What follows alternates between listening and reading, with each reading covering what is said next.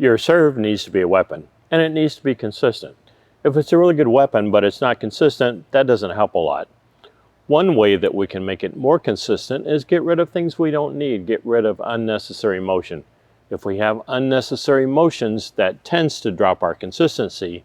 I'm going to talk today about getting rid of unnecessary motion. What does unnecessary motion look like? Let's think about pro tennis players for a second. And they all have a routine they go through before they serve, and having a routine is a good thing. I'm not saying it's not.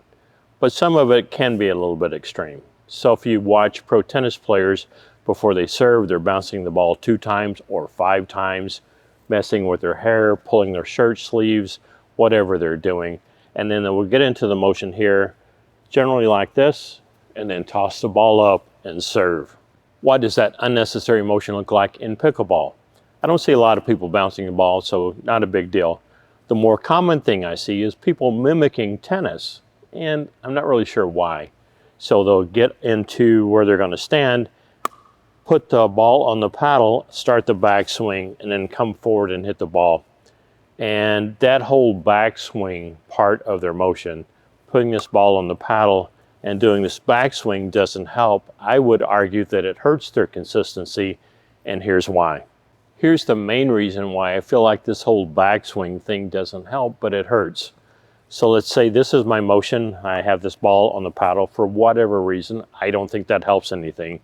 But as I'm swinging back and then forward, the tendency is, or the lack of tendency, is to get this paddle in a starting forward position from all the way back here.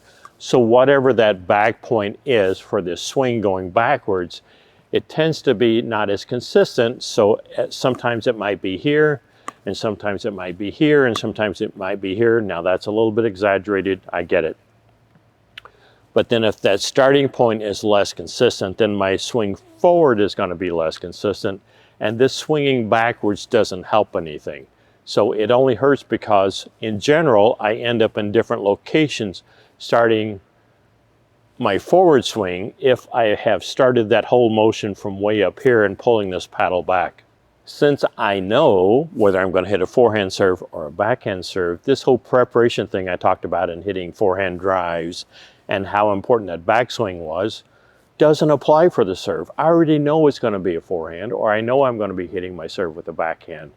So then I can get rid of that backswing and focus on having it be more consistent. I can get down in my service location and just have my paddle back and ready to go forward. And that removes all of that unnecessary motion that I don't need, and it makes my serve more consistent. So for me, I'm always serving with my forehand. So my starting would be here. Now how I get there doesn't matter, but I don't have a routine to get there. So I could be anywhere on the court. I could be grabbing a ball from my partner, picking it up off the floor if my opponent's rolled it over to me or whatever.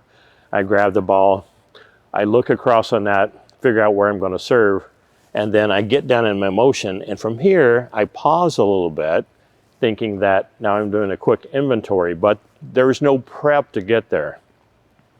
So I'm here, and then everything goes forward, and that's the least motion, that's the least complicated that I can have. The beginning of my service motion is if I visualize my starting position is with my paddle already back. There is no standard way to get it there, and I don't have a routine to get it there. I'm looking across the net, seeing where the people are, where my opponent is, where I want to serve, and then I know that I simply get down into my service stance, and then from that point, everything goes forward. There's very little or no unnecessary motion in that preparation. I do believe it's important to have a pre-serve mental routine and a pre-serve physical routine that you go through. I'm going to talk about the pre-serve mental routine in a different video, so keep an eye out for that. As far as the pre-serve physical routine, again, I think less is more. And I do have one. So mine generally consists of, I have sweaty palms, and so I want my hand dry, my palm dry, so I can grip this paddle well. So I'll generally almost always do 2 things. One is I will blow on the palm of my hand to try and get some air on there and get it drying a little bit, and then I will rub it across my shorts to get my palm of my hand dry. But that's the extent of my pre-serve physical routine. There's nothing else, so I will do that. I will take note of mentally what I'm going to, all the mental routines I go through, and then I will simply get into my pre-serve stance, and that's where everything starts. It is important to have a mental routine, which we'll go over later, and a pre-serve physical routine, which mine is very simple. My suggestion is don't make it any more complicated than that. Having said all that, if you're one of these people who feel like they just have to have this backswing motion in their service motion, that's cool. Keep doing it. It's fine with me. I have coached people and tried to get them to eliminate that, so they just start here and everything goes forward, and some of them haven't. And they still have a good serve, and that's fine. I don't think it's as consistent as it could otherwise be. I don't think it helps anything, but they have chosen, they're adults, they've chosen to continue to have this backswing and then have their swing go forward.